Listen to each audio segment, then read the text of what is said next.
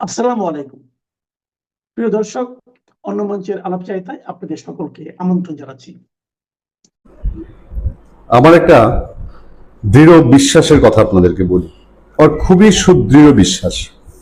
এই বাংলাদেশেই এবং এই ইউনুসের যে কই মাছের প্রাণ দেখা যাচ্ছে, এর জীবন দশাতেই, এর বেঁচে থাকতেই এর যে অপকর্ম, দেশদ্রোহী কর্মকাণ্ড, দেশ বিরোধী কর্মকাণ্ড এবং স্বাধীনতা বিরোধী কর্মকাণ্ড, অন্যায়, অবিচার, সুদের ব্যবসা, অবৈধ সুবিধা নেয়া, এসবের বিচার এই বাংলাদেশের মাটিতেই হবে।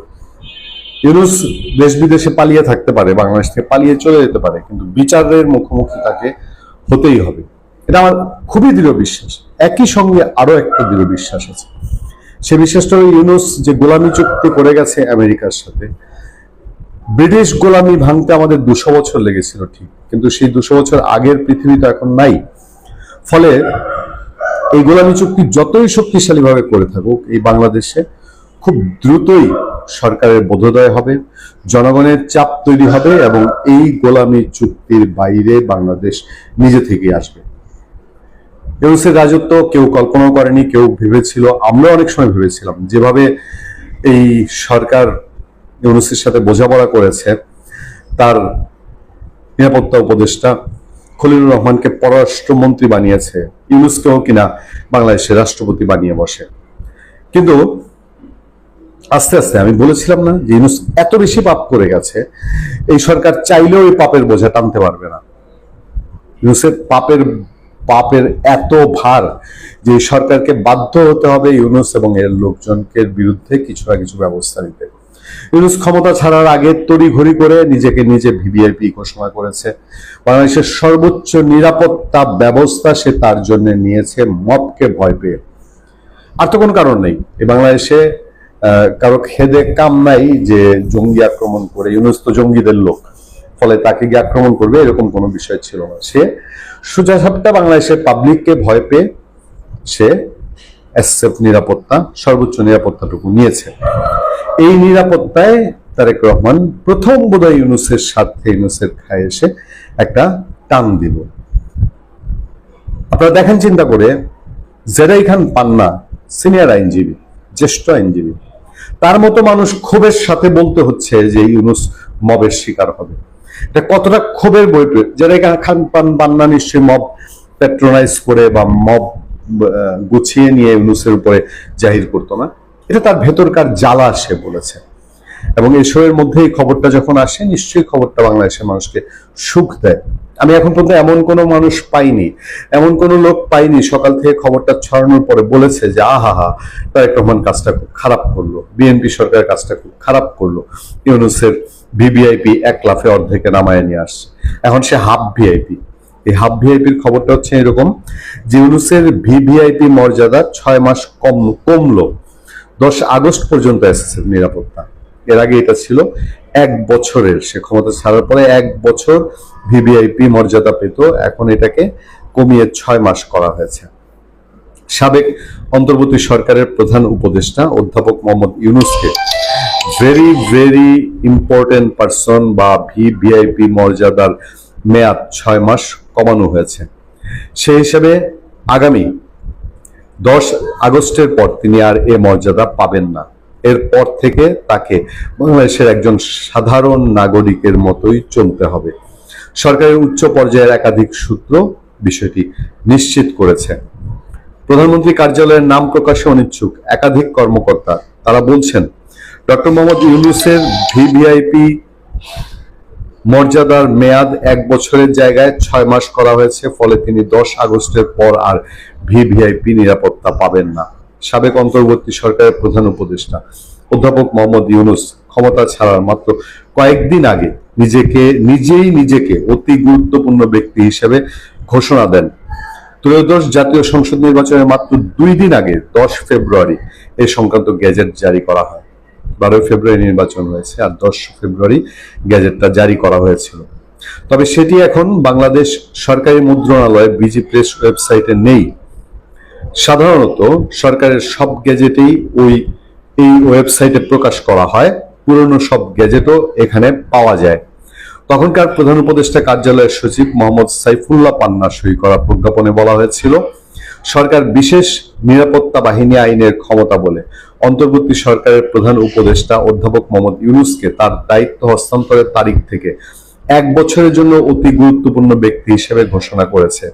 এর ফলে অন্তর্বর্তী সরকারের সাময়িক করা রাষ্ট্রপতি, প্রধানমন্ত্রী বা প্রধান উপদেষ্টা ও অতি গুরুত্বপূর্ণ ব্যক্তির নিরাপত্তা বিধিমালা 2025 অনুযায়ী ডক্টর ইউনূস দায়িত্ব ছাড়ার পর থেকে এসএসএফ এর নিরাপত্তা সুবিধা পাচ্ছেন। একজন ভিভিআইপি হিসাবে তার বাসভবন ও কর্মস্থলে দায়িত্ব পালন করেছেন এসএসএফ সদস্যরা। তার উপস্থিতিতে আয়োজিত সব অনুষ্ঠানে নিরাপত্তা তল্লাশি থাকে এবং দেশে বিদেশে ভ্রমণের সময় পররাষ্ট্র মন্ত্রণালয় ও দূতাবাসের সমন্বয়ে নিরাপত্তা নিশ্চিত করা হচ্ছে। নির্বাচিত নতুন সরকারের প্রধানমন্ত্রী গত 17 ফেব্রুয়ারি শপথ গ্রহণ করায় ওই দিনে ইউনূস সরকারের মেয়াদ শেষ হয়। 2024 সালের জুলাই অভ্যুত্থানের পর 5 আগস্ট শেখ হাসিনার নেতৃত্বাধীন সরকারের পতনের পর 8 আগস্ট ইউনূস সরকার গঠন হয়েছিল। দর্শক, আমি শুধু একটা কথাই আপনাদেরকে বলি যে কতটা খারাপ, নিচু এবং বাজে লোক হলে দেশের মানুষের টাকা দিয়ে, সে দেশে তো বটেই, বিদেশে সে তো অহরহ এক পা বিদেশে পড়ে থাকে, সেখানেও বাংলাদেশকে তারা, সে বাংলাদেশের নিরাপত্তা, জনগণের টাকা, জনগণের একটা উপকারে যেই লোক কোনোদিন আসে নাই, সে বাংলাদেশের জনগণের টাকায় পারলে সে আজীবন ভিআইপি মর্যাদা নিত। আমি জানি না এখনো জামাতে ইসলামী, এনসিপি বা ওই কথিত জুলাইয়ের সোনার ছেলেরা তারা এখনো কি তাকে সেই স্বপ্নই দেখাচ্ছে কিনা, কারণ আমরা বলেছি যে ইউনূস তার খেলা শেষ করে নাই। ইউনূস এখনো খেলে যাচ্ছে, ভবিষ্যতে যতদিন বেঁচে আছে ততদিন সে বাংলাদেশকে নিয়ে খেলার চেষ্টা করবে। এটা তার সোনার ডিম পাড়া হাঁস, এটাকে সে দেশ বিদেশে বিক্রি করবে, সে নিজে নিজে ফুলে ফেঁপে উঠবে, তার এনজিও ফুলে ফেঁপে উঠবে এবং এক পা কবরে গেলে পরেও ইউনূস এই দেশকে নিয়ে, এই দেশের সাধারণ মানুষ, খেটে খাওয়া মানুষ, গরিবকে নিয়ে ব্যবসা সে থামাবে না বলি সে ক্ষমতা ছাড়ার পরেও এই ধরনের নেক্কারজনক নিকৃষ্টতম আইন করে গিয়েছিল, ব্যবস্থা করে গিয়েছিল, যেন মানুষের ক্ষোভ। দেখেন এই দেশে কত মির্জাফর তৈরি হতে পারে, কত বড় বড় মির্জাফর তৈরি হতে পারে, এর প্রমাণ এই ইউনূস দেশটার এত বড় সর্বনাশ করে গেছে। এখনো এনসিপির নাহিদ ইসলাম সে আহ্বান জানায় ইউনূস কেন গিয়ে বসে আছে ঘরে, তাকে রাস্তায় নামতে। সেই কি জুলাই সনদ, ওই যে জুলাই সনদ, গণভোট, এগুলো বিএনপি সরকার তাদের ইচ্ছা মতো, নাহিদদের ইচ্ছা মতো, জামাতের ইচ্ছা মতো বাস্তবায়ন করছে না, বাংলাদেশের মুক্তিযুদ্ধের গলা টিপে ধরছে না, বাংলাদেশের 72-এর সংবিধানের গলা টিপে ধরছে না। সেই জন্য ইউনূসকে এখনো রাস্তায় আনার আহ্বান জানায়। কতটুকু এই দেশের প্রতি বিতৃষ্ণা থাকলে আর পরের কাছে বিক্রি হয়ে গেলে এরকম করতে পারে। আমাদের জাতীয় নিরাপত্তা এবং দেশের সম্মান দুটাই হুমকির মুখে। বাংলাদেশ বিমান বাহিনীকে নিয়ে যখন এই কথা, তাহলে এখন আমরা বলতে পারি মাইলস্টোন কলেজে যে হামলা করা হয়েছে, আমি শেখ ফরিদ বলেছিলাম যে এখানে জঙ্গিবাদ জড়িত, আমার পক্ষের লোক গালি দিয়েছে, বলছে একটা দুর্ঘটনা। এখন যদি আমি বলি সেইখানে পাকিস্তানি ATTP ছিল বা ছিল না, তার গ্যারান্টি কি?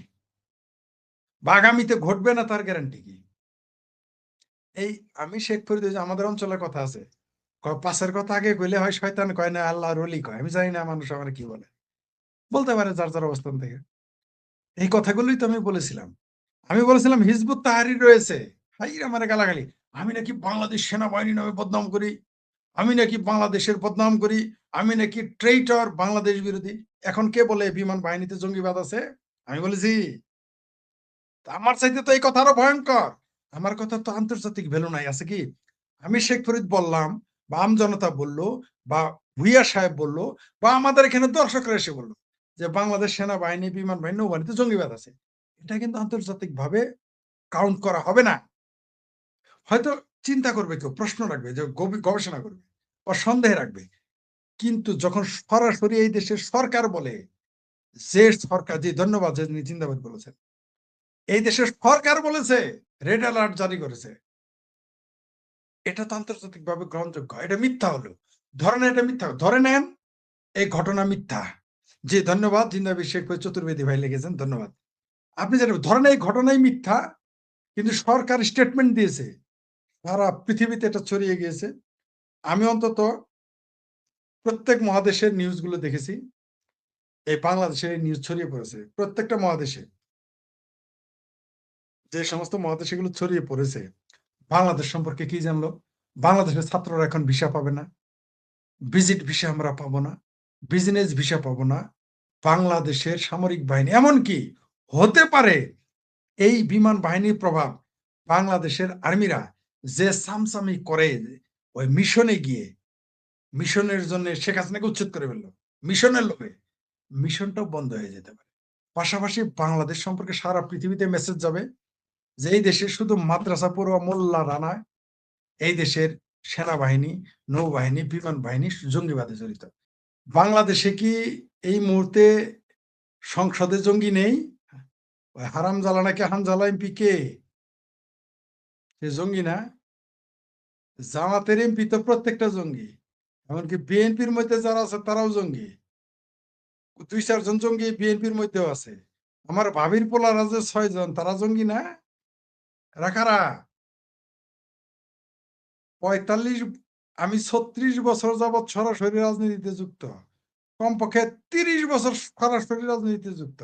আমি তো একটা মেম্বার হইতে পারি নাই এলাকার, একটা কাউন্সিলর হইতে পারি নাই।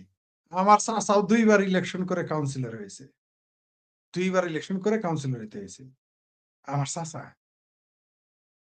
তো আমার ভাবির পোলারা ওই শুক্র 8 দিনে যাদের রাজনৈতিক মুসলমানই হয় নাই, সর্বোচ্চ 36 দিনের রাজনীতিবিদ, তারা এমপি হয়ে গেল, আর জঙ্গি না? ওই গিদার ফারুকি নাকি সরোয়ার ফারুকি তিচার ভাতার কে, সে জঙ্গি না? সে কবে রাজনীতি করেছে? সারা জীবন গাঞ্জা খাইছে, গাঞ্জা খাওয়ার পর প্যান্ট নিচ থেকে পরে যাইতো, প্রাডো গাড়িতে উঠতো বা অন্যান্য প্রাইভেট কারে উঠতো, প্যান্ট খুলে যাইত। গাঞ্জা খাইছে সারা জীবন, সে গিদর ফারুকি এমপি হয় কিভাবে? উপদেষ্টা হয় কিভাবে? রেজওয়ানা হাসান আলবদরের কন্যা, সচিবালয়ে ঘুরতে ঘুরতে জুতার তলা ক্ষয় হয়ে যাইতো, সে উপদেষ্টা হইলো কেমনে? সে জঙ্গিবাদের পৃষ্ঠপোষক না হলে কেমনে হয়? আপনি যেটা বলতেছেন যে জঙ্গি কোথায় আছে কোথায় নাই, আমি তো এটা বুঝতে পারি না। ভুইয়া সাহেব একটা কথা বলেছেন যে এখন বাংলাদেশের ভাবমূর্তি কোথায়, তিনি প্রশ্ন করেছেন, মানে তার সামারি এইটা। আমি বলতে চাই ভাবমূর্তি কোথায় এখন? সারা জীবন বলে এসেছে দেশে জঙ্গিবাদ নাই। এই দেশের পুলিশের ডিএমপির কমিশনার বলে সেগুলো ছিল আওয়ামী লীগের সাজানো নাটক। এটা এখনো কি আওয়ামী লীগ ক্ষমতা? তারেক রহমান কি আওয়ামী লীগ? আমার ভাবির পোলারা কি আওয়ামী লীগ? জামাতে ইসলাম কি আওয়ামী লীগ করা শুরু করেছে? এখন কেন রেড অ্যালার্ট জারি হয়? এটা যদি আওয়ামী লীগের আমলে হতো, রেড বলা হয়তো এটা নাটক। এমনকি এখনো কেউ কোন নাটক বলতেছে। আচ্ছা ধরে নিলাম আমরা এটা নাটক, এই নাটকটা কেন করা হচ্ছে, কি কারণে? ওই যে আরেক মৌলবী আছে, আরেক বাটপার জামাতি গুপ্ত মৌলবী আছে, মুফতি ইব্রাহিমোভিচ, তার ভাষায় বলতে হয় জানি কিন্তু বলবো না। বিষয়টা তো এই। আপনি শিরোনামে শেষ অংশে লিখেছেন ভয়ঙ্কর কিছু ঘটছে, প্রশ্নবোধক। ওটা প্রশ্নবোধক না, ওইখানে দাঁড়িয়ে দিতে হবে যে ভয়ঙ্কর কিছু ঘটতে যাচ্ছে। প্রশ্নবোধক মানে কি? মানে হলো আপনি সন্দেহে আছেন বা আপনি জনগণের কাছে প্রশ্ন করেছেন, ওইখানে দাঁড়িয়ে দিয়ে দেন। এই যে আমাদের আরেকজন প্রশ্ন করেছে কি, এই যে যিনি যিনি কমেন্টস করেছেন একটু আগে, যে বিদ্যুতের আগে যেটা দেখাইলেন, ওটা যে সংসদের 72টা এমপি আন্ডার মেট্রিক হয়, তাহলে আল্লাহর ওয়াস্তে ছেড়ে দেয়া ছাড়া আর কি 72টা এমপি আন্ডার মেট্রিক, আর অনেকগুলো আছে আন্ডার ইন্টারমিডিয়েট। তবে এটা বলেই কিন্তু আপনি শিক্ষিতদের আপনি ছন্দ দিতে পারেন না। আমরা ডক্টর সলিমুল্লাহকে চিনি, আমরা ডক্টর আরো 2-4 জন ডক্টরকে চিনি, আমরা বিরাট বড় পণ্ডিত, দার্শনিক, বিজ্ঞানী, গবেষক থট মাজারকে চিনি, আমরা আনু মোহাম্মদকে চিনি, আমরা ইউনুসকে চিনি। গিদর ফারুকি ছাড়া, অর্থাৎ সরোয়ার ফারুকি ছাড়া সবগুলোই উচ্চ শিক্ষিত ছিল। আমরা আসিফ সারকে চিনি, তারা শিক্ষিত। শিক্ষিত হইলেই যে তুলসী পাতা, এটা আমি আপনাদের সাথে দ্বিমত পোষণ করব। আমি জানি বাংলাদেশের বর্তমান ধর্মপন্থী মাত্র মেট্রিক পাস। আমরা জানি ইন্টারমিডিয়েটের 100-র অধিক সংসদ সদস্য আয় পাস করেছে। আমি এটা নিয়ে আপনাদের মতো কনসার্ন না। শিক্ষিত হইলেই যদি দেশ ভালো হইতো, তাহলে গীতর ফারুকী ছাড়া এই যে আদম ব্যাপারী, ইউনূসের এনজিওগ্রাম সরকার সবগুলো উচ্চ শিক্ষিত ছিল। কোন কচুড়া করেছে? বাংলাদেশে এখন গিদরের গুস্ত খাওয়াইতেছে। ইসলামী বাংলাদেশ, ইসলামী রাষ্ট্রধর্ম বাংলাদেশে এখন শুয়োরের গুস্ত আনাইতেছে। ভাগ্যিস ভারত থেকে শুয়োরের গুস্ত আসে নাই, এতক্ষণ প্রত্যেক মসজিদে খুতবা পাঠ হইতো। কিন্তু আমেরিকান শুয়োর আসতেছে, তো এখন আর মসজিদে কোনো আলোচনা নাই। আবারও সেই এমেরিটাস অধ্যাপক ডক্টর সিরাজুল ইসলাম চৌধুরীর বয়ান চলে আসতেছে। বামদের আব্বা, সিংকো বামদের আব্বা কি আব্বা, তিনি বলেছিলেন যে মৌলবাদ আর সাম্রাজ্যবাদ পরস্পরের বন্ধু। এই যে সৌদি আরব মানে আমেরিকা থেকে যে গিদর শুয়োরের মাংস আসতেছে, কোন মৌলবীর বয়ান শুনেছেন? নাই। কেন নাই? কারণ সব মৌলবীদের আব্বা হচ্ছে সৌদি আরব, সৌদি আরবের আব্বা হচ্ছে আমেরিকা। তাই সব স্পিকটি নট, কেউ কথা বলবে না। মুখে এখন কুলুপ পেটে রেখেছে। কোন কুলুপ? যে কুলুপ মাদ্রাসার পোলাপান ইউজ করে ডাস্টবিনে ফেলে দিয়েছে, সেগুলো কুলুপ পেটে রেখেছে। এখন কেউ কথা বলে না। ভারত থেকে বাংলাদেশে জ্বালানি তেল আনার জন্য পাইপলাইন সৃষ্টি হইলে মসজিদের খুতবার শালা খাদেম যে 100 টাকা চাউল ছাড়া বাঁচতে পারে না, 1 মুঠ চাউল ছাড়া সেও রাজনীতিবিদ হয়ে যায়। যে ইমাম সাহেব সদকা ছাড়া, লিল্লাহ ছাড়া তার বেতন চলে না, সেও মেম্বারে বসে রাজনীতিবিদ হয়ে যায়। এখন আমেরিকা থেকে গিদরের গুস্ত আসতেছে, শুয়োরের গুস্ত আসতেছে, এখন মুখ দেওয়ার বয়ান নাই। মুখ দিয়ে তো দূরের কথা, পশ্চাৎ দেশ থেকে বদবাইও বেরোয় না। মানে তাদের সকল সমস্যা হচ্ছে ভারত, তাদের সকল সমস্যা হচ্ছে বঙ্গবন্ধু, তাদের সকল সমস্যা হচ্ছে শেখ মুজিব, তাদের সকল সমস্যা হচ্ছে শেখ হাসিনা, তাদের সকল সমস্যা হচ্ছে আওয়ামী লীগ, এই মৌলবীদের সকল সমস্যা হচ্ছে ৭১, এই মৌলবীদের সকল সমস্যা হচ্ছে জয় বাংলা স্লোগান। চামড়া নাই পীর আছে না, চামড়া নাই পীর নাকি চর্ম নাই বলে। এই চুদির ভাই কি বলেছে? বলেছে যে বাংলাদেশের বন্দর বা সেন্ট মার্টিন ভারত ছাড়া যাহাকে মন চায় তাহাকে দেখ, সমস্যা নেই। কেন এই সমস্যা? কারণ ভারত বাংলাদেশে মুক্তিযুদ্ধে সহযোগিতা করেছে। এই চামড়া নাই পীর, সরসিনার পীর, এনায়েতুল্লাহ আব্বাসী গাব্বাসী পীর, যত পীর থাকুক আর যত লামাজাবি থাকুক, যত জামাত থাকুক, যত মৌলবী থাকুক, তাদের সকল সমস্যা ভারত কিনে কেন, আর আওয়ামী লীগ কিনে কেন? কারণ আওয়ামী লীগ বাংলাদেশের মুক্তিযুদ্ধের নেতৃত্ব দিয়েছে, আর ভারত মুক্তিযোদ্ধাদের ট্রেনিং দিয়েছে, তাই তাদের সমস্যা ভারত। তাদের সমস্যা আমেরিকা না। কারণ কি? কেন আমেরিকা মুক্তিযুদ্ধ বিরোধী। এখন কি দর কেন আমেরিকা যদি এসে মদ খাওয়ানো শুরু করে, সমস্যা নাই। ঠিক যেমন চায়না যখন মুসলমানদের পুটকির চামড়া তুলে ফেলে, পিটায়া খাল তুলে ফেলে, দারু খাওয়ায়, শুয়োর খাওয়ায়, মসজিদের মধ্যে গান গাওয়ায়, মসজিদকে পাবলিক টয়লেট বানায়, তখন বাংলাদেশের জামাতে ইসলাম, হেফাজত ইসলাম, নিজাম ইসলাম, মুসলিম লীগ, কোন চুদির ভাই মুসলিম আলা, টুপি আলা, দাঁড়িয়ে আলা সমস্যা হয় না। তাদের কোনো সমস্যা হয় না। তাদের সমস্যা আওয়ামী লীগ 560টা মসজিদ বানাইলো, শেখ হাসিনা হচ্ছে মুসলমান। আওয়ামী লীগ এই হেফাজতিদের এই কওমি মাদ্রাসায় সনদ দিলেও তাদের মন ভরে না, এম এর পাশের সমান। তাদের ভালো লাগে জামাত। কোন জামাত? যে জামাত কওমি মাদ্রাসাকে ধ্বংস করে দিতে চেয়েছে। কে বলেছে? আমি বলি নাই, এটা বলেছে বিএনপির মন্ত্রী মিলন, এহসানুল মিলন বলেছে যে জামাত ইসলাম বাধা দিয়েছিল তাও এই এই এই কওমি মাদ্রাসার, কিন্তু বিএনপি সেটা পক্ষে ছিল।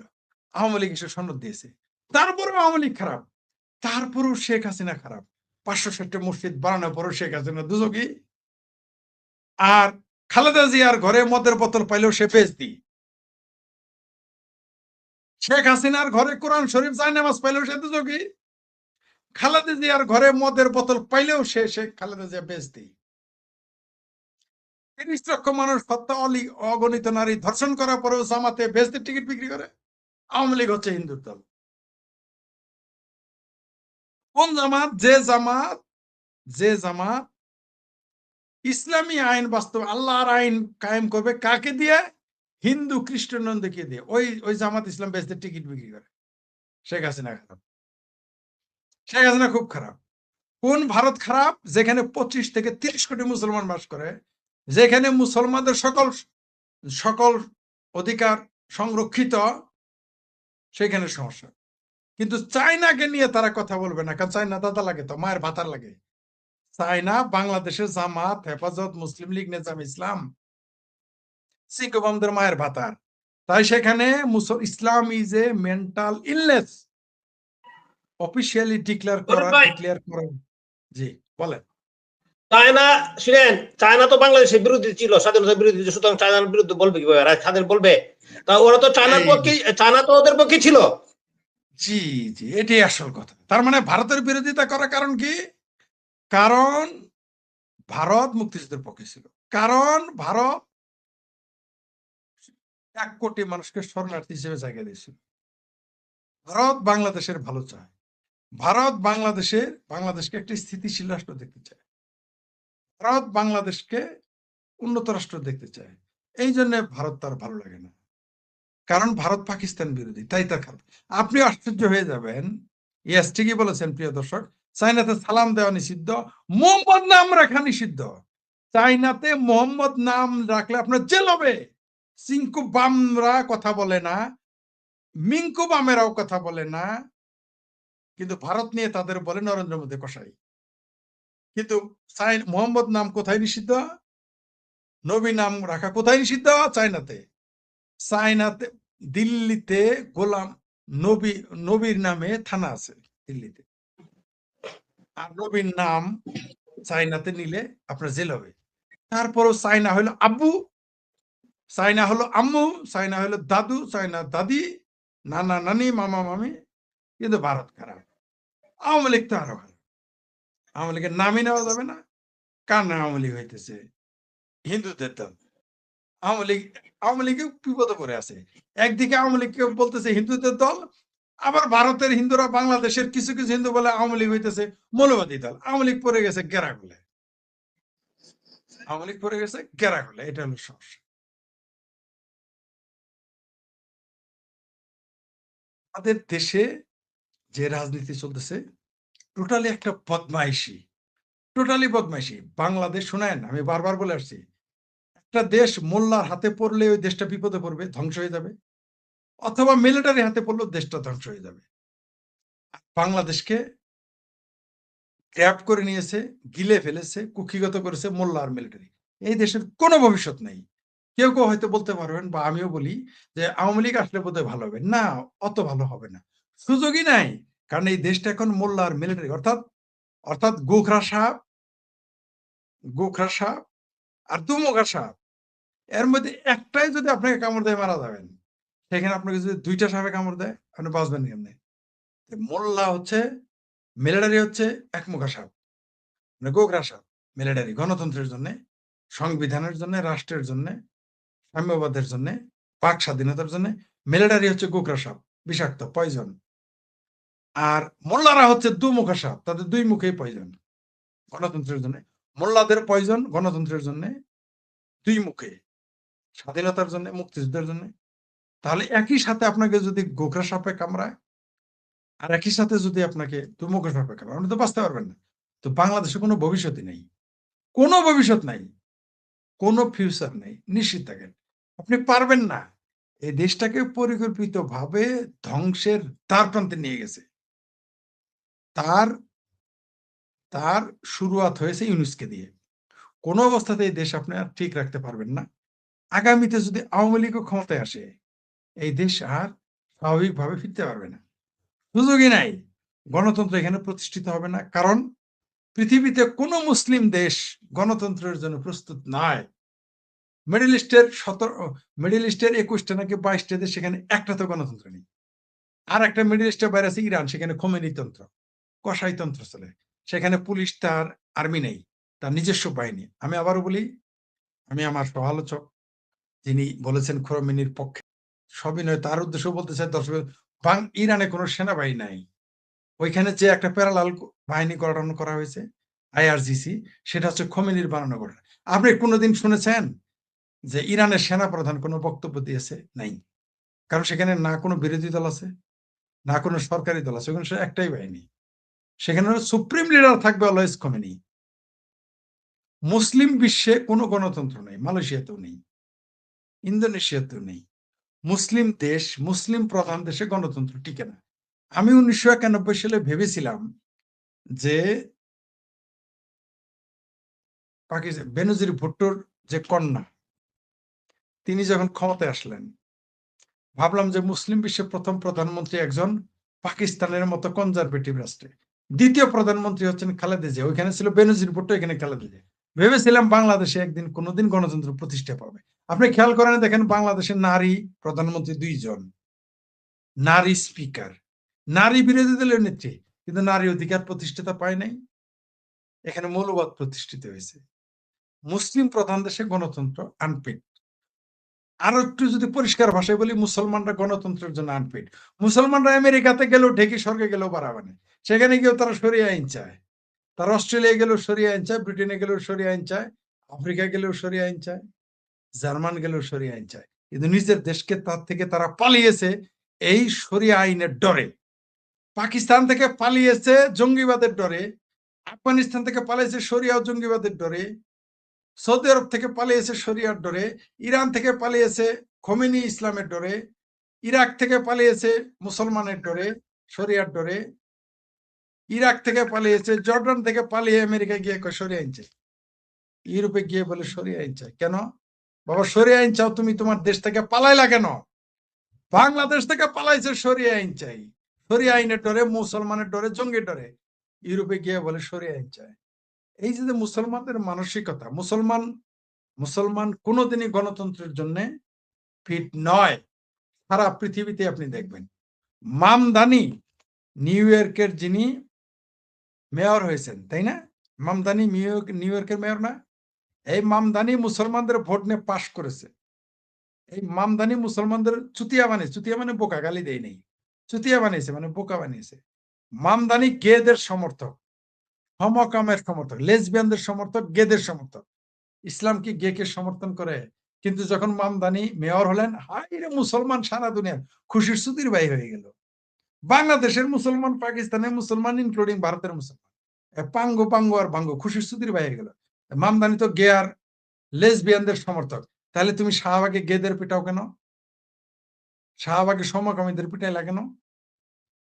ভারতের মুসলমানেরাও দেখি ইরানের সমর্থক, 600 কোটি টাকা পাঠিয়েছে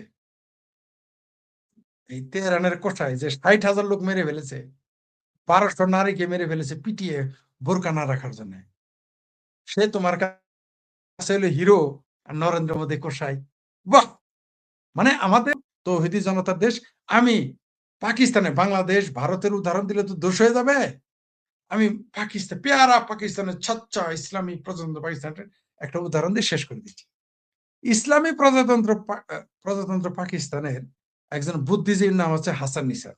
আমি শেখ ফরিদ যখন সংখ্যালঘুর পক্ষে বলি, আমার তো মোটামুটি আওয়ামী লীগেরও তালাক দিয়ে দেয়, বিএনপি জামাত তো বহুত দূরের কথা, আওয়ামী লীগেরও পারলে 3 তালাক দেয়। হাসান নিসার বলেছেন পাকিস্তানের প্রখ্যাত বুদ্ধিজীবী, তিনি এমন না যে তিনি সেকুলারিজম, মানে তিনি ওই কোন বামপন্থী রাজনীতি করেন, তিনি ইমরান খানের পক্ষের লোক। তিনি বলেছিলেন যে পাকিস্তান যদি 100% মুসলমানের রাষ্ট্র হয়, যদিও পাকিস্তান এখন 99% মুসলমানের রাষ্ট্র, সকল্ড মুসলমান, সুদ খাবে, ঘুষ খাবে, খাদ্যে ভেজাল দিবে, কোনো সমস্যা নেই, হম্বি কালেমাগো মুসলমান, কিন্তু তেলে ভেজাল দিবে, ওষুধে ভেজাল দিবে, পানিতেও ভেজাল দিবে, দুধে ভেজাল দিবে, ওষুধে ভেজাল, হম্বি মুসলমান হ্যাঁ, ইমানদার। তো ইসলামী প্রজাতন্ত্র পাকিস্তানের প্রখ্যাত বুদ্ধিজীবী জীবিত এবং পাকিস্তানে বাস করে, বলতে পারবেন না পালাই গিয়ে বলছে। তিনি বলেছেন পাকিস্তান যদি 100% মুসলমান রাষ্ট্র হয়, তবুও এটাকে সেকুলার হওয়া উচিত, কারণ সেকুলার হলেই কেবল মানুষের অধিকার প্রতিষ্ঠিত হবে। সুতরাং আমি কি বলতে চাই এখন বুঝে নেন। আমি যদি বলি দোষ হবে, আওয়ামী লীগ বললে দোষ হবে, বামপন্থীরা বললে দোষ হবে। তো হাসান নিসারের মতো পাকিস্তানি বুদ্ধিজীবীদের উদাহরণ দিলাম, যিনি আবার কথায় কথায় ইসলামের কথা বলে। তিনিই বলেছেন যে 100% মুসলমান হলো ইসলামী সেকুলার রাষ্ট্র হতে হবে মুসলমানদের, যদি না হয় ওই দেশে অধিকার প্রতিষ্ঠিত পাবে না, গোলাগুলি, মারামারি, কাটাকাটি থাকবে। ইসলামী প্রজাতন্ত্র করলে কি হইতে পারে, পাকিস্তানে মসজিদে এসএমজি এলএমজি নিয়ে পাহারা দিতে হয়, আমাদের বাংলাদেশে জুম্মাবারে কোন মসজিদকে বন্দুক নিয়ে পাহারা দিতে হয়। এই হচ্ছে ইসলাম। আফগানিস্তানে কি হয় আপনি তো জানেন, 1/3 দুর্ভিক্ষ আছে, না খেয়ে থাকে।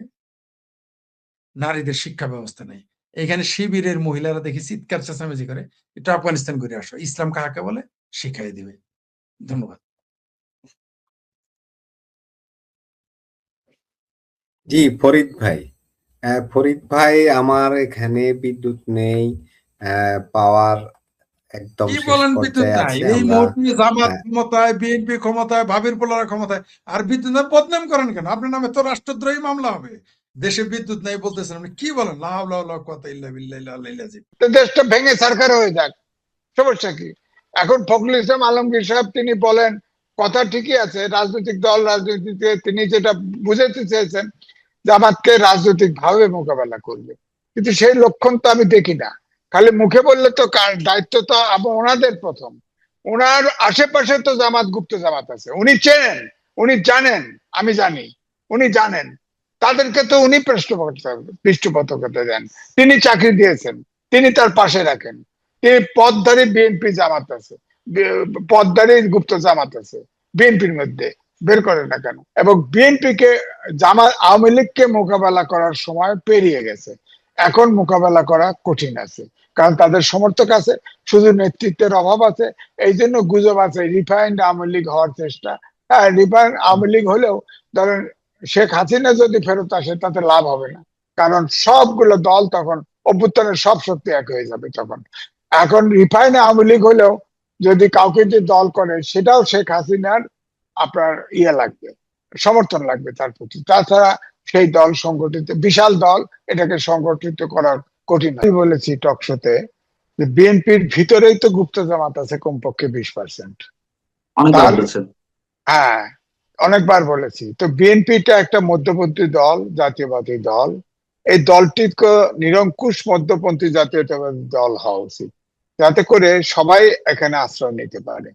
এবং গণতান্ত্রিক ব্যবস্থাপনায় একটি দল আর একটি দলকে রাজনৈতিক ভাবেই মোকাবেলা করবে, রাজনৈতিক ভাবেই একটা দলকে নিষিদ্ধ শেষ করবে, এটা ঠিক আছে।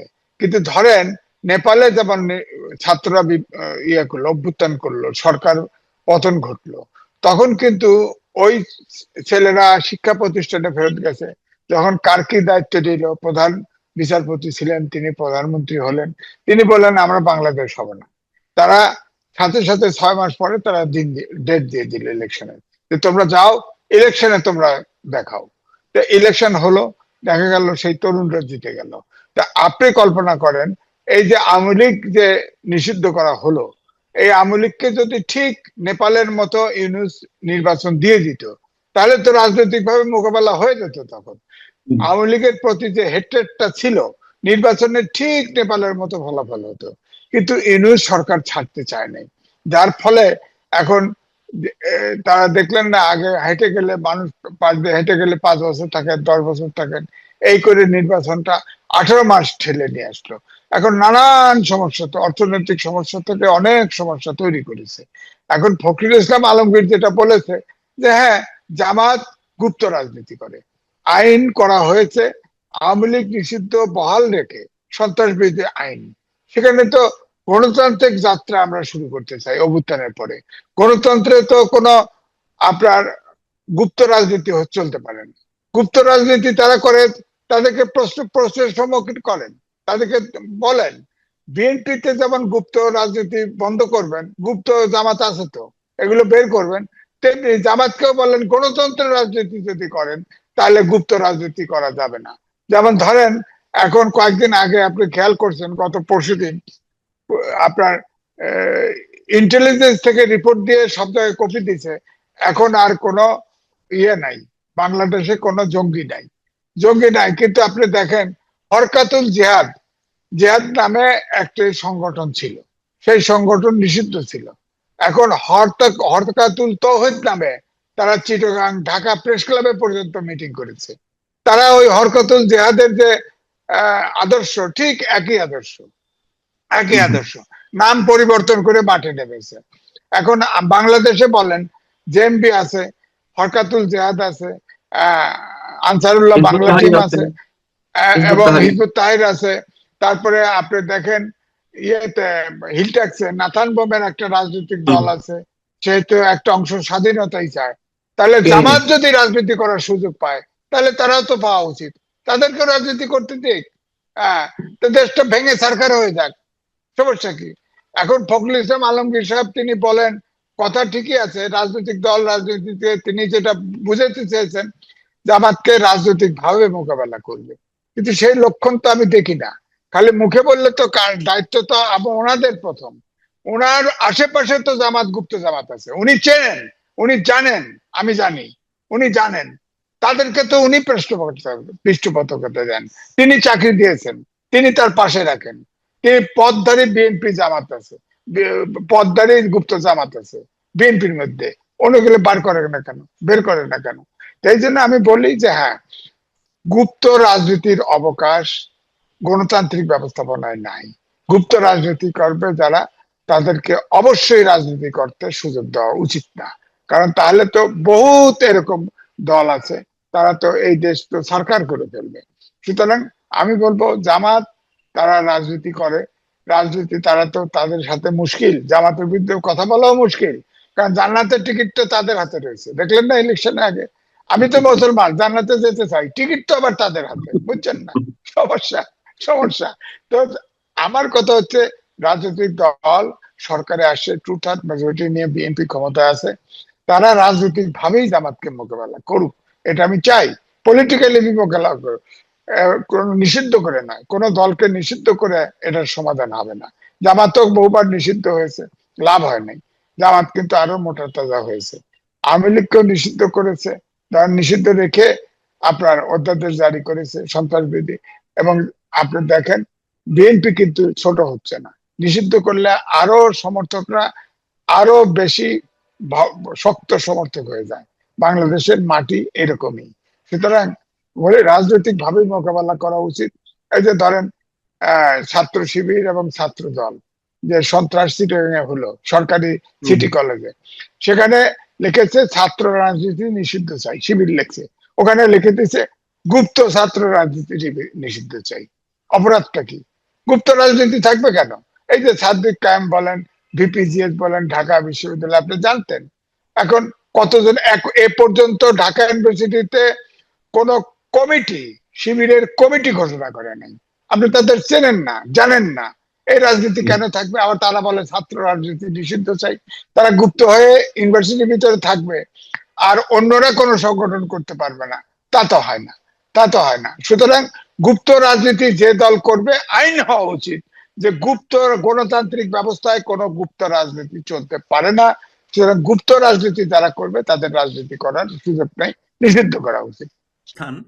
ভারতীয় উপমহাদেশের পূর্বাঞ্চলে যেখানে স্বাধীন বাংলাদেশের অবস্থান, সেখানে এটা আমাদের ইস্ট এশিয়ার জন্য একটা অস্বাভাবিক পরিস্থিতি তৈরি করে। আমরা হোলি আর্টিজনের কথা জানি, যেটা বর্তমান ডিএমবি পুলিশ কমিশনার বলছেন, বর্তমানের কথা বলছি, তিনি বলছেন সেটা নাকি আওয়ামী লীগের আমলে তৈরি করা তাদের নিজস্ব ঘটনা।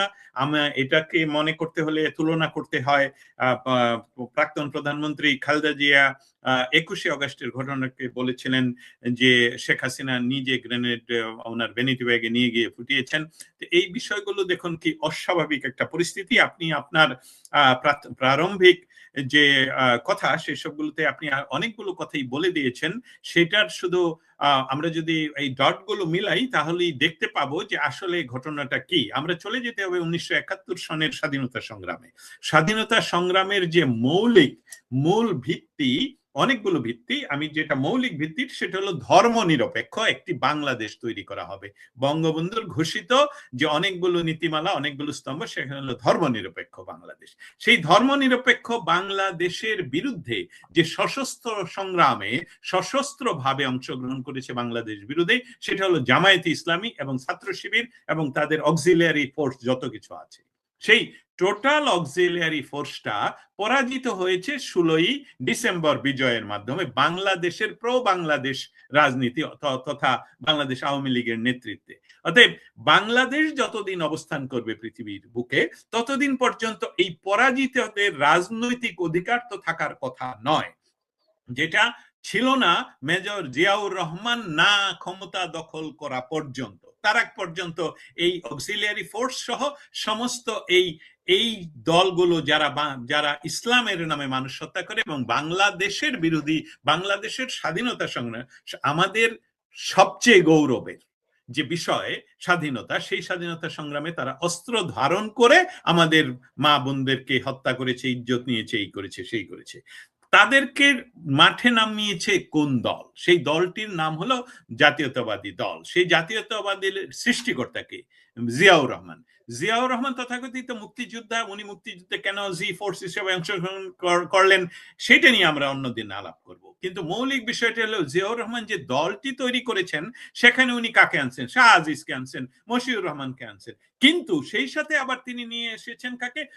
মান্নান ভুঁইয়ার মতন লোককে, তরিকুলের মতন লোককে। কিন্তু সেখানে সবসময় একটা দ্বান্দ্বিক অবস্থান, কিন্তু সেই দ্বান্দ্বিক অবস্থানটা হলো একটি বিষয় আমাদের মনে রাখতে হবে যে আমি যেমন ইচ্ছা করি আমার একটা চোখকে নষ্ট করব না, আমি ইচ্ছা করলেই আমার একটা হাতকে কেটে ফেলবো না, ঠিক একইভাবে জামায়াতে ইসলামকে রাজনীতি থেকে বের করে দেওয়া বা ধ্বংস করা, বিএনপির এই কথাগুলো সবসময় হলো জনমনে বিভ্রান্তি বা কৌশল সৃষ্টি করার, অন্য কোনো কারণ নেই থাকে বন্ধ করে। কারণ স্বাধীন বাংলাদেশে এই উগ্রবাদী দলকে বাংলাদেশে ফেরত নিয়ে আসছেই হলো বিএনপি। এখন প্রশ্নটা হলো যে বাংলাদেশে জঙ্গিবাদের উত্থান কেন? আপনি প্রারম্ভিক কথায় কিন্তু বলে দিয়েছেন, ইতিহাস টেনে এনেছেন যে তারাই যেন শব্দটা আমি আপনার কথা থেকে বাদ দিতে চাই। যেন নয়, এটা পরীক্ষিত, এটা প্রমাণিত। এটা ইতিমধ্যে আমরা যেমন ট্রাই এরর করে বা ল্যাবরেটরিতে লবণের নাম না জানা লবণের নাম আমরা টেস্ট করে করে বের করি, ঠিক একইভাবে ইতিমধ্যে এটা প্রমাণিত যে জঙ্গিবাদের উত্থান বাংলাদেশে কোন সময় ঘটে, কখন ঘটে। তারা যেমন ইনসাইড বাংলাদেশে বাংলাদেশ বিরোধী শক্তি হিসাবে দাঁড়ায় বিএনপি সহ, ঠিক সেই রকম ভাবে তারপরে তারা রাবণের মতন দাঁড়িয়ে উঠে এবং তারা বাইরের পৃথিবীকেও আক্রমণ করতে চেষ্টা করে। আপনারা জানেন উলফা গোষ্ঠীকে তারা সাপোর্ট করেছিল। অতএব আপনি সমস্ত বলে দিয়েছেন, বাংলাদেশের শুধু মুন্সিগঞ্জ ছাড়া সমস্ত জেলায় তারা বোমাবাজি করেছে, তাদেরকে ক্ষমতায় বসিয়েছে, তারপর তারা বাংলা ভাইয়ের সৃষ্টি করেছে। এই সমস্ত কিছুকে একটি যদি বলেন বাক্সবন্দী করার মতন অবস্থায় নিয়ে আসে, সেটা যে কারিগর সেটা ছিল বঙ্গবন্ধুর কন্যা শেখ হাসিনা। এবং তিনি একটি, দেখুন রাজনৈতিক নেতৃত্ব সঠিক এবং শক্তিশালী হলে কি হয়, যে বাংলাদেশ বিরোধী কোন চুক্তির সাথে সম্পৃক্ত হবে না বলে শেখ হাসিনা সবসময় আমাদের দেশ মার্কিন যুক্তরাষ্ট্রের বিরোধিতা করে গেছেন, স্পষ্ট বলেছেন। কিন্তু মার্কিন যুক্তরাষ্ট্রের এমনকি টেকনিক্যাল ট্রেনিং নিয়ে 15 বছরে উনি বাংলাদেশকে জঙ্গি মুক্ত করেছিলেন, একেবারেই জঙ্গি মুক্ত করেছিলেন। অতএব দেখতে হবে যে বাংলাদেশের পক্ষে উনি কাজ করেছেন কিনা। অতএব এখানে যে বিষয়টা আনতে চাই সেটা হলো যে বাংলাদেশে জঙ্গিবাদ যে পালন করে, লালন করে, যে প্রতিদিন উৎসাহ দেয় এবং জায়গা সৃষ্টি করে দেয়, জেল থেকে তাদের সকলকে মুক্ত করে দেয় এবং তাদেরকে আর্মির দিয়ে সেলুট দেওয়ানো হয়, আর্মির ট্রাকে উঠে দেখানো হয় লাইভে। এই সমস্ত কিছু কারা করে হলো একমাত্র রাজনৈতিক শক্তি, সেটা হলো বাংলাদেশ জাতীয়তাবাদী দল। কারণ বাংলাদেশের যে রাজনৈতিক বিভক্তি, এটা খুব স্বাভাবিক। সেটা দুইটি, মানে দুইটি নয়, সেটা অনলি ওয়ান আমি বলতে চাচ্ছিলাম আসলে। কি? সেটা হলো pro Bangladesh, anti Bangladesh. Pro বাংলাদেশের নেতৃত্ব দেয় আওয়ামী লীগ, আর সকলেই হলো অ্যান্টি আওয়ামী লীগ। অতএব বাংলাদেশ এবং অ্যান্টি বাংলাদেশ এই বিভাগের সেখানে কয়েকটি ছোট ছোট রাজনৈতিক দল, আমি তাদেরকে আজকেও একটি টকশোতে বললাম যে ওনারা সুযোগ থাকলেও সেই দায়িত্ব পালন করতে পারে নাই। সেটা হলো জাসদ, সেটা হলো বাংলাদেশের কমিউনিস্ট পার্টি, সেটা হলো ন্যাব, সেটা হলো বাংলাদেশের অন্যান্য অনেক বাম রাজনৈতিক দল যে ছোট ছোট, তারা যদি আওয়ামী লীগের বিপক্ষ শক্তি হিসাবে নিজেকে সম্মিলিতভাবে আবির্ভূত করতে পারতো, তাহলে আজকে ৭১ নিয়ে প্রশ্ন উঠতো না। কারণ দেখুন, জিয়াউর রহমানের সন্তান সে বসে আওয়ামী লীগকে নিষিদ্ধ করে দিল। এটা তো ইউনূস বলবে আমি তো নিষিদ্ধ করিনি, আমি তো স্থগিত করেছিলাম, তোমরা আইন করেছো, আমি তো আইন করিনি, এই পার্লামেন্টে তোমরা পাশ করেছো। অতএব জঙ্গিবাদকে লালন করে বিএনপি। বাংলাদেশ, ওয়াশিংটন ডিসিতে কি ঘটে, এটা এমনই স্পর্শকাতর বিষয়। একটি বিষয় হলো যে মার্কিন বিষয়ে আমি অনেক তথ্য যেসবগুলো অফ দ্য রেকর্ডে জানা, সেসবগুলো সময় না আসলে বলা যাবে না। আরেকটা বিষয় হলো যেটা আমি বলার ক্ষমতা রাখি। দেখুন, মার্কিন যুক্তরাষ্ট্রের ইয়েটা কিন্তু গণতন্ত্রের জন্য, অগণতন্ত্রের জন্য নয়। এটা হলো মার্কিন প্রেসিডেন্টের ভাষণ আমরা যখন শুনবো, কারণ একটি বিষয় পৃথিবীতে জানা, যা সকলে জানেন, যারা রাজনীতি করেন, যারা পলিটিক্স সাংবাদিক, তারা জানেন আমেরিকার ফেডারেটিভ কান্ট্রি হিসাবে আমেরিকার বাইরের দেশের মুখপাত্র হলো প্রেসিডেন্ট। আমেরিকার ভেতরের কোন রাষ্ট্রের কোন অঙ্গ রাষ্ট্রের কোন বিষয় সম্বন্ধে প্রেসিডেন্টের কোনো অধিকার নেই এমনকি কথা বলার। একদম একদম এটা সুস্পষ্ট। অনলি ইউনাইটেড স্টেটস এর প্রেসিডেন্ট বাইরের দেশের সাথে তার যে সম্পর্ক, সেইটা আমেরিকার রিপ্রেজেন্টেশন উনি করবেন, এমনকি ৩ মাস ব্যাপী যুদ্ধ করতে পারবেন ইয়ার পারমিশন ছাড়া, মানে কোন পার্লামেন্টের আপ টু 90 ডেজ, যেটা এখন সময় চলে যাচ্ছে। অতএব কিছু স্পর্শকাতর বিষয় আমি অবশ্যই এখন শেয়ার করব না, শুধু বলে রাখবো এই আমেরিকান মুখপাত্র মানে আমেরিকান প্রেসিডেন্ট বাইরের পৃথিবীতে উনি যখন বক্তৃতা করেন তখন প্রতিনিয়ত একটি কথা বলেন, ন্যাশনাল সিকিউরিটি। আমরা ন্যাশনাল সিকিউরিটির প্রশ্নে পৃথিবীর যে কোনো জায়গায় যে কোনো ধরনের অ্যাক্ট আমরা করব, এটা আমাদের অধিকার। এবং যেহেতু শক্তিশালী দেশ আমরা এটা করি। লিবিয়াতে আজও মানুষকে হত্যা করছে, উই ডোন্ট কেয়ার। অর্থটা হলো আমাদের যেটা প্রয়োজন ছিল সেটা করেছি। আমাদের এই উদাহরণটা দিয়ে আমি ইরাকের কথা বলতে পারি, আমি সিরিয়ার কথা বলতে পারি, এমনকি আমি মিশরের কথা বলতে পারি, যে মিশরের উনি গণতন্ত্রের চর্চা করতে গিয়ে যখন দেখা গেল সেখানে ব্রাদারহুড, মুসলিম ব্রাদারহুড আসলো, তা আবার তাকে আগের পথে ফিরিয়ে এনে সিসি কে বসাই দিল এখন সম্পূর্ণ ইয়ে। বিষয়টা হলো সেখানে গণতন্ত্র কিনা, মৌলবাদ ধ্বংস হলো কিনা, জঙ্গিবাদ ধ্বংস হলো কিনা, ওইটা বিষয় না। বিষয়টা হলো আপনি আমার সাথে কোঅপারেশন করছেন কিনা। শেখ হাসিনাকে কোঅপারেটিভ বানানোর জন্য আমেরিকা টেকনোলজিক্যাল বলেন, ইনভেস্টমেন্ট বলেন, এমনকি যেটা ওয়ার্ল্ড ব্যাংক সহ, ইন্টারন্যাশনাল মনিটারি ফান্ড সহ এই যুদ্ধ তর্কের ভিতরে শেখ হাসিনা এমন একজন নেত্রী, এই একদিকে যুদ্ধ করছেন। আপনারা এটা তো বিশ্বাস করি আমরা যে IMF বলেন আর বিশ্ব ব্যাংক বলেন, এরা কিন্তু আমেরিকা গ্রিন সিগন্যাল না দিলে সবাই সমান ভোটাধিকার, কিন্তু পয়সা যাবে না কোথাও, ১ পয়সা যাবে না। কারণ এসবগুলো হলো অস্ত্র। অন্য দেশকে আমরা আমাদের ন্যাশনাল সিকিউরিটির জন্য এই বিভিন্ন সংস্থাগুলো কাজ করে।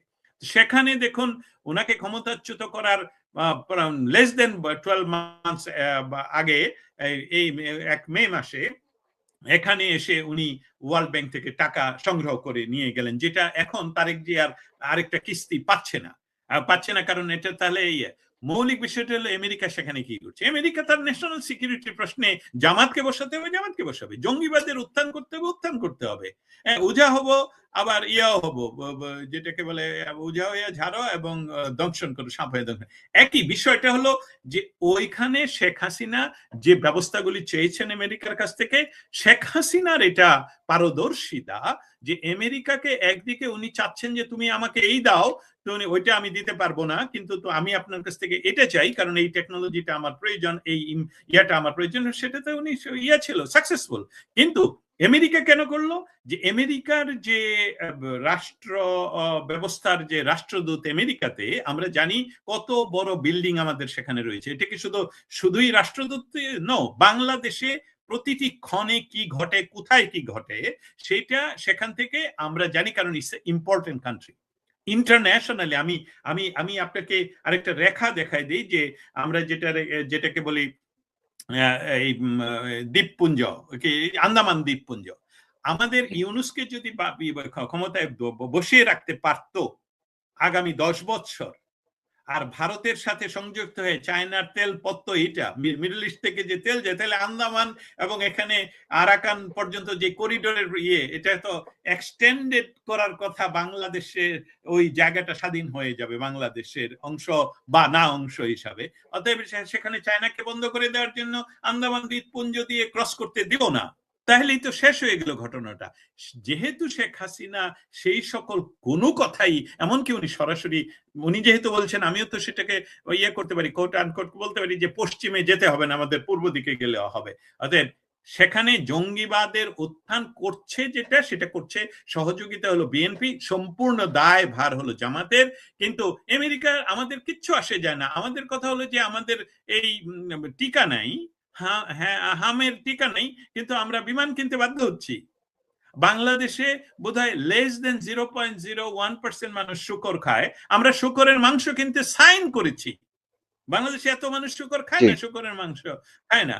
হ্যাঁ, অতএব এই বিষয়গুলো তো শেখ হাসিনা করেনি, এই বিষয় কি এমনকি জিয়াউর রহমানে করেনি। আমি বিএনপি কে বলছি, আপনারা শুনুন, এটা জিয়াউর রহমানও করে নাই এবং এটা তারেক জিয়াও করে নাই। কিন্তু তারেক জিয়া গদির লোভে এই বিষয়গুলোকে মেনে নিয়ে একদম স্বেচ্ছা নির্বাসনে এতদিন থেকে চিন্তা করলো যে আমরা পারি নাই আমেরিকার অন্ততপক্ষে কোনো কথা না শুনি। আমি এই জন্য উনি কিন্তু কথা বলেন না, একদম কোনো কথা বলেন না, কোনো রাজনৈতিক বক্তব্য যে কাকে দিয়ে লেখাইছে সেটা জানি না। উনি যদি নিজে গুগল করে এআই কে বলতেন ভাসানী কবে মারা গেছেন রে ভাই, তুই আমারে বল, সে বলে দিত। কিন্তু সে নির্ভর করছে আরেকজন অপরিপক্ষের কাছে যে একটা বক্তৃতা দিব, লিখে দাও, এবং সেটা বলে উনি তো থান্ডার্ড হয়ে গেল, what I am talking about. ঠিক একই কারণে উনি যে প্রধানমন্ত্রী, এটা উনি বুঝেন না, এটা কিন্তু উনি ধারণ করেন না। আপনি একজন প্রধানমন্ত্রী, 209 সিট তার পার্টির, অথচ 3-4 বালকের ধমকে ভয়কে, এটা তো এমনকি বাংলাদেশের কমিউনিস্ট পার্টি জাসদ বলেন, কাউকে যদি 209 সিট দিয়ে বসে দেন, এরকম ভাবে বিরোধী দলের এই কয়েকজন তুচ্ছ যারা রাজনৈতিক ভাবে একেবারেই মূর্খ, তাদের ধমকে তারা কথা শুনতো না প্রধানমন্ত্রী। অতএব আপনি যে কথাটা নিজে বিস্তারিত তুলে ধরেছেন, এটার জন্য মৌলবাদের উত্থানের জন্য বাংলাদেশে দায়ী হলো জামাত। আরেকটি কথা আমি ভুলে না গেলে, এটা আমার বলা খুব ইম্পর্টেন্ট। দেখুন, স্বাধীনতার পর থেকে বাংলাদেশের যেমন রাজশাহী ইউনিভার্সিটি শিবিরের দখলে ছিল, চট্টগ্রাম ইউনিভার্সিটি শিবিরের দখলে ছিল, কিন্তু একটি ঐক্য ছিল ঢাকা ইউনিভার্সিটির সমস্ত দলের, ছাত্র দল, ছাত্রলীগ, ছাত্র ইউনিয়ন, ছাত্র ফ্রন্ট, ইউ নেম ইট, তাদের সকলের একটা শপথ কি ছিল যে শিবিরকে আমরা ঢাকা ইউনিভার্সিটিতে ঢুকতে দিব না। সেটা এই বছর মেটিকুলাসলি ডিজাইন করে কিভাবে ঢুকলো, কেন তারা একত্রিত ভাবে ডাক দিতে পারলো না? এই সমস্ত কিছুর পেছনে একটি ন্যাশনাল সিকিউরিটি আমেরিকার যেমন প্রয়োজন, আমেরিকার মূল ভূখণ্ডে তো আমরা করতে দিচ্ছি না। বাংলাদেশের যদি কালকে জামায়াতে ইসলামী না, এর চেয়ে উগ্রবাদী বলেন হিজবুত তাহরির ক্ষমতা নেই, আর আমেরিকার হয় তল্পি বাহক হয়, উই হ্যাভ নো প্রবলেম। আমি কি এর চেয়ে সহজভাবে তো বলতে পারি না।